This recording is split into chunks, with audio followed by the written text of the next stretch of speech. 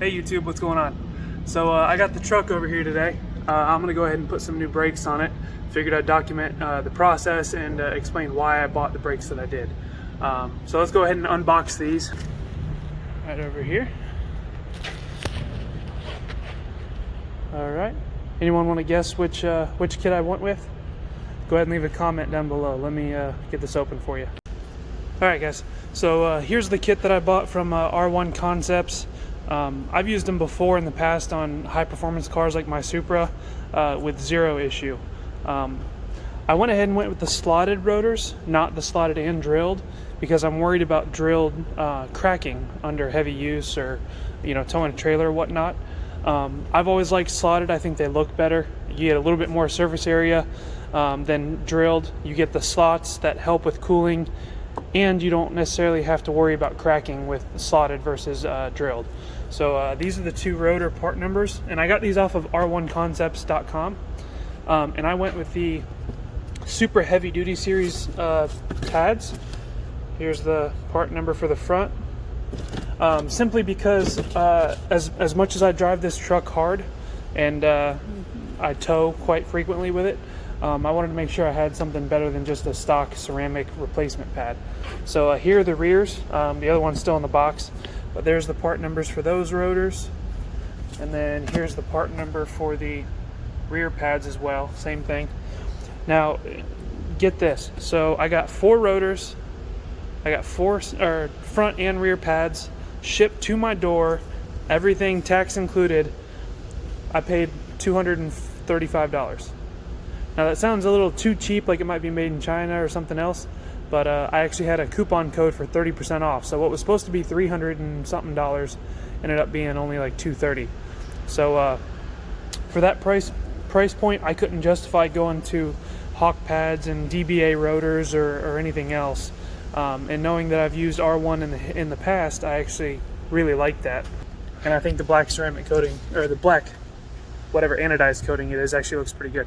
So went with those. So let's go ahead and get the truck up in the air and get these things installed. Alright guys, so here we're working on my 2014 Tundra. I forgot to mention that. So this kit will work for any Tundra from 2007 up till 2021, as far as I know. I've owned a 2007, 2010, a 2013, and now a 14, and they've all been the same in terms of brakes and suspension. So on these, you obviously have the 5-lug, and this applies to 2-wheel drive or 4-wheel drive. It's the same job. So you have the caliper, you have the rotor, and then you have the pads in here, right? My pads look good, but I promise they don't stop very well. The rotors pulsate, they squeak and rattle when they're cold first thing in the morning. All we're gonna do is come in here, take that 12 or 13, I forget what that is, off. You've got, let's see if I can get in here. You've got this bolt right here, then you got that bolt right up there. All you gotta do is take both of those off. And then what I like to do is I'll take a piece of wire or a bungee cord or something like that. When you pull this off, just hang it up here. Hang it off of either the spring or the control arm. It doesn't really matter, but just get it up and off your way. And then if the rotor doesn't come off easy, because we're replacing it, it doesn't really matter. But you can just hit on what I do is I hit right here where the caliper is once the caliper's off. Hit right there with a rubber mallet or a dead blow, or if it's really stuck, you can even use a sledge. Obviously you're gonna damage it, but it doesn't matter because we're replacing them anyway. But quick tip, put 1 or 2 lug nuts on. Because if you hit it and that thing wants to pop off, it's going to hit you. So by putting a lug nut or 2 on, you prevent that from happening. So that's for the front, and I'll do a before and after on that. And then back here, pretty much the same exact concept. So on this one, except the only difference is the caliper is a little different. So we've got 2 bolts right here. Take both of those out. The caliper will come off. Then you can put the pads on, put this back in, and then you got right here, 1 bolt there and 1 bolt right there. Take both of those out, pull the caliper off. Same thing with the rotor. Lug nut on, hit it with a hammer, it'll pop off. Yeah, even in rusty states, that's the best way to get them off that I've found. Don't hit from the back. normally hitting from the front breaks the seal on the rust right up here around the hub. So do that, and that'll come off, and then I'll do a before and after on this one as well. Hey guys, so I've been working on this for a little while now. I just figured I'd go ahead and make a point to show you guys this, because some of you might be like me. So here, let me go turn. All right. So while I'm in the process of, I took the pads out, I took the hardware out and everything, and I was just using a cheap like Harbor Freight wire brush. I mean, these are like $2. I was just going in here and I was cleaning out right here, because these are the spots where the pad rides. So those two and then these two. Where's it? Right there. So I was doing that, and then I noticed, the caliper's a little dusty. So I started getting in here and doing a wire brush on this. Well, then I decided, you know what? Screw it. I'm putting all this money into all these rotors and pads. Might as well make the caliper look a little bit better as well. So after spraying it down with some brake clean, brake clean is just a can, something similar to this. You can get it at Walmart. I mean, it's pretty cheap there too. But I'm gonna go ahead and spray these off, and then use a little bit more elbow grease and clean the rest of the brake dust off of them. And then I'm gonna spray it with, I've just got some random black paint. So I know they sell caliper paint, but acrylic enamel works. I mean, I've used wheel paint before. It's been fine. And I've even used some just generic black Krylon before, and they usually hold up just fine. I mean, this isn't a show truck, it's just a truck. So spray them black, and I've never had a problem with them peeling, but they will get faded as the color gets a bit worn and then caked in brake dust and stuff. But then just once in a blue moon, when you're doing a rotate, just respray them a little bit. I haven't had any problem with that. So this is actually a really cheap way to upgrade the look of your truck.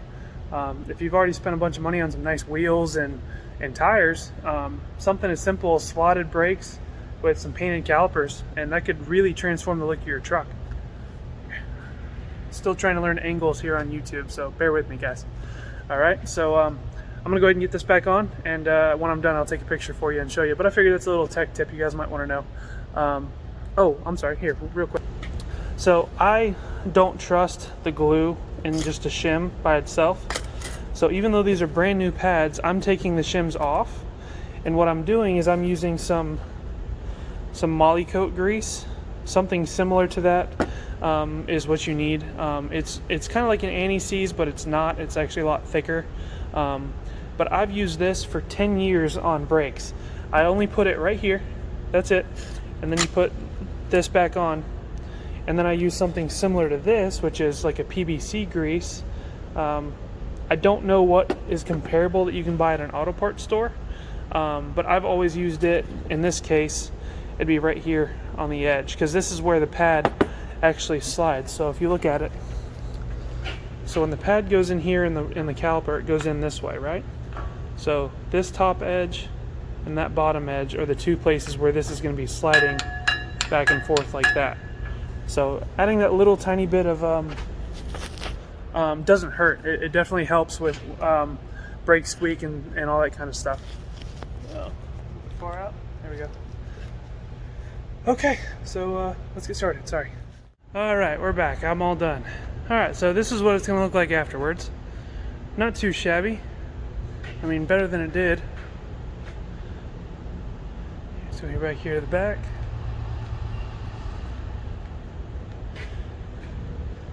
Now, just so you know, this black coating, it's to protect all the areas that don't get touched by the pads. So the hat, the edge all the way around in here, inside these veins in the middle of the rotor, all that'll stay black. The moment I hit the brake pedal for the first time, all this around here, the black color is going to go away.